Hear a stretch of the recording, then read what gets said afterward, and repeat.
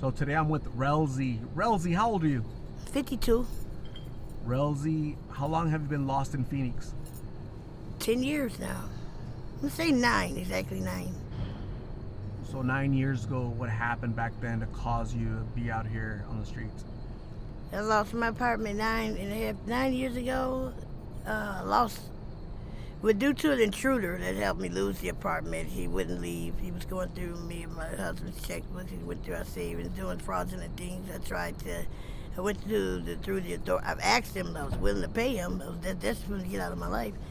And I even went to the authorities. Did nothing work. So I took it my route. But in a way, I'm glad I did though, because a friend of ours stopped me from having. Because I went to the gas station with him and filled up the tank with the gas. I was gonna set that fire because he was the leading cause of me losing my place. But I was spiraling out of control because the worst of the worst happened to me. CPS took my kid from me, all because of a comment she made prior to the new doctor's visits, which is like 3 months apart. That happened in 2016.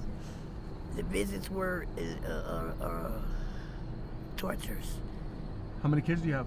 I have 5 total. And they're all with the state? Hmm? They're all with the state?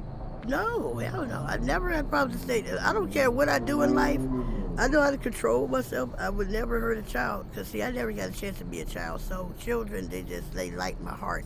So that a child can do that pisses me off to the point I'm going to hurt them or neglect them in any kind of way. I don't care what state of mind. I mean, what I know. Not my part. There's not a mean bone in my body when it comes to a child. It comes to somebody that's defenseless or somebody can, I hate bullies. I'm not a bully. I'm far from bully. Rellzie, lots of people out here are doing blues, G, or both. Do you partake in any of that? I do Fetty, and I do G, and Black.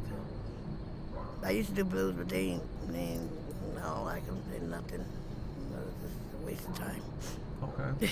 And how old were you when you started any substance? I'm going to say about 16, 17. Who introduced you to that stuff back then? I was in Job Corps. At Job Corps? Yeah, I was 16, yeah. And then this dude named Dave. Well, I ain't going to say his name, but yeah, he probably didn't even hear that one. But yeah, he just had me on the H, heroin, Chicago, yeah. I thought it was coke, but it was that. I kept puking and throwing up, and I came in like, higher, dude. I was like, what the f*** give me? I was mad. I'm like, you know what? So yeah, it was kind of like a love drug. It made me loving. It was like flip flop, but it was like a really good feeling, Okay. And I didn't bother no more for years later, maybe like a decade and a half, probably like 2 decades. Wow. Wait, no. It was about a decade. Yeah, about a decade and a half. So that was like an 89, 90, and then again, let's see, about 04, 2005, something like that.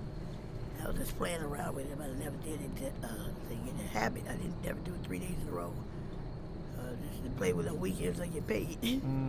When's the last time you saw your children? 10 years ago. 10 years ago? 9 and 10 years ago, yeah. You missed them? I miss them. I miss them like crazy. This is not life. Everybody sees sunshine and blue skies. I see dark skies, gray clouds, freezing temperatures. What's caused that? The deep depression, me not having my kid in my life, me waking up to people arguing, fighting about drugs and mess like that. Just complain, same thing. Oh, somebody stole it. Oh, somebody took it. Oh, they jacked me. Oh, I get tired of hearing that. I get tired of it. Yeah. How much longer do you think you'll be out here in the streets? Oh, I hope it ain't no more than about another 2 or 3 weeks.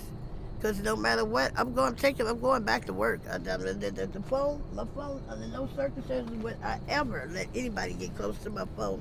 From here on out, when the person would use my phone, I tell them, hey, I ain't got no service. Or it ain't charged. Because that's a good way to lose your phone. So, yep, it's a little raggedy, little cheap phone, but you know what? Just keep me in touch with Craigslist, because I had to put jobs on there. To put what skills I have, so somebody can call me. So I look at all different 100 ways to find a job, job. What skills do you have? What type of job are you looking for? Light industrial. Light industrial, they could be assembly line work, sorting mechanical parts, wiping,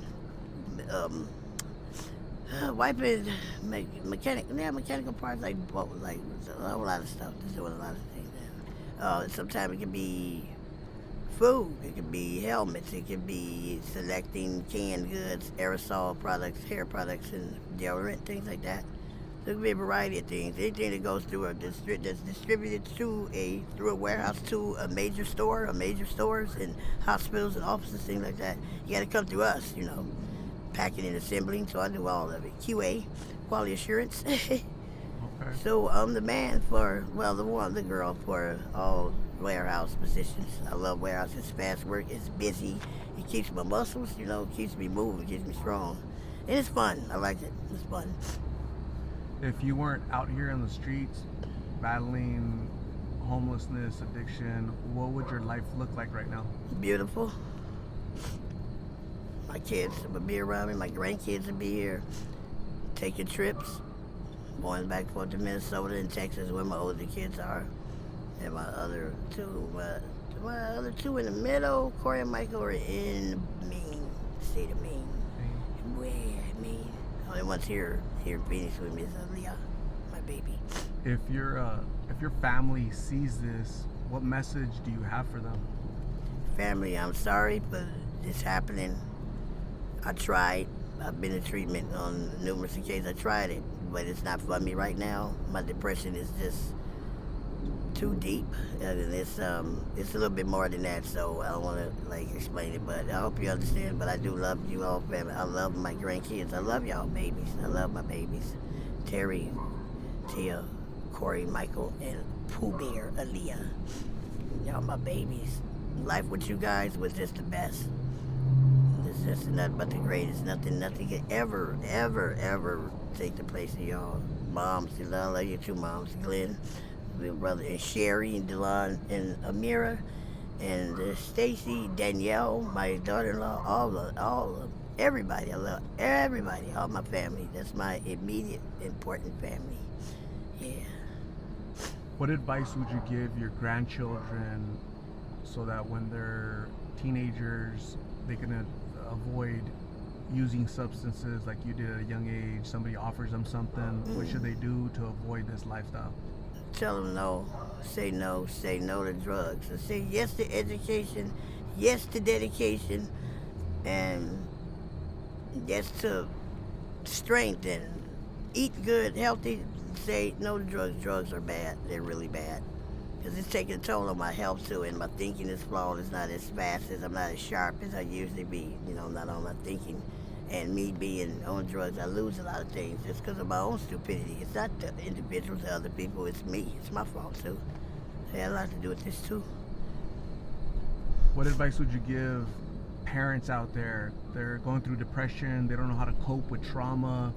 They're parents, they have children, but they don't know how to cope with life. What advice would you give them so that they don't lose their family, they don't lose everything? Take it easy and prayer. You gotta pray. You gotta pray from the heart, where God can feel it, When you build a relationship with God. That's what's most important. Not only a religious relationship, a personal relationship with your maker. And that's what's real. That's really, they take you, when you're going through it, and you call on Him when you can't do it no more. That's what I do. Although I need to do better, by God, God would appreciate if I stop putting harmful impurities in my body and take care of myself a little bit more, a whole lot better, more,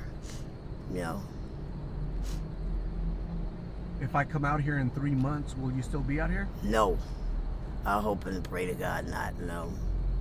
And next time you interview, do the before and after, it's going to be in my spot. As a matter of fact, I'm thinking about calling sober living right now, today. Is that treatment, detox and stuff, or what? I'm probably going to need to detox first because it's going to take some professional help with that. I be thinking I'm okay in 7 days, but it comes back. Confetti, it's very hard. It's real hard,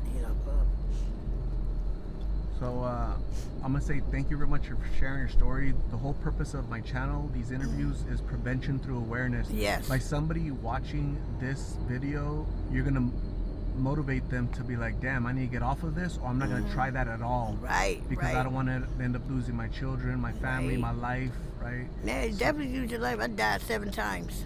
You come My back. dumb ass still doing it. You know, so. Like you're a cat with 9 lives, huh? I got 2 more left, so I'm not even gonna play with that. I watch my but that I had read in the I don't know if I read it in Google, but this is back in November, I believe. They stopped. They took that deadly shit. They took that off the market. I mean, they're still dying, but you know, it's like it's not so much of it out here. Like it was going crazy. People was dying. Like I don't know, like 30 people would die today. More than that, like hundreds of people would die every single day last year. You know, like especially around September, October, November. Yeah. Rellzie, please stay safe. I'm gonna give you my card with my number on it, so you can call me if you ever need a rider treatment, somebody to talk to. Yeah. I'm gonna get you some food. Stay safe. God bless. We'll talk soon, okay? Thank you. All right. Yay. Yay.